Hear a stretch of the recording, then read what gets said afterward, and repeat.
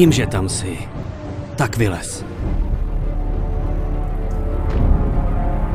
Co chceš, Clarku? Víš, Brucey, jednoho dne tě budu muset stejně sejmout. Někdo si mě najme.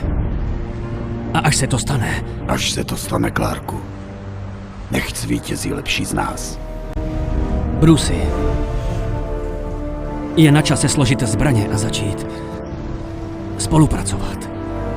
Co? My? Jo? Ale... Proč? Seš Batman. Ano. A nemám žádné superschopnosti. V podstatě jsem jen bohatý. A cvok. Bohatý cvok. Brucey, jen tvoje geniální mysl stojí... Celkem za prd. Když máme člověka, od kterého se střely jednoduše odrážejí. Tvoje bojové schopnosti... Mým hlavním nepřítelem je Bane. V podstatě obyčejný nasteroidovaný týpek s plynovou maskou, který mi bez větších problémů přerazil záda. Když já... No... Ty seš hustej. Už to chápu. Máš problémy s imičí. Neplácej nesmysly. Jsem Superman. Jo, přesně. Nudnej jak chleba. Hrůza.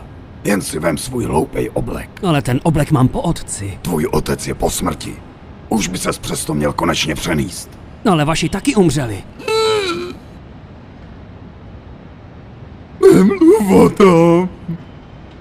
Byl jsem jen kluk. Teď jsem Bat. Omlouvám se. Můj oblek je hustý.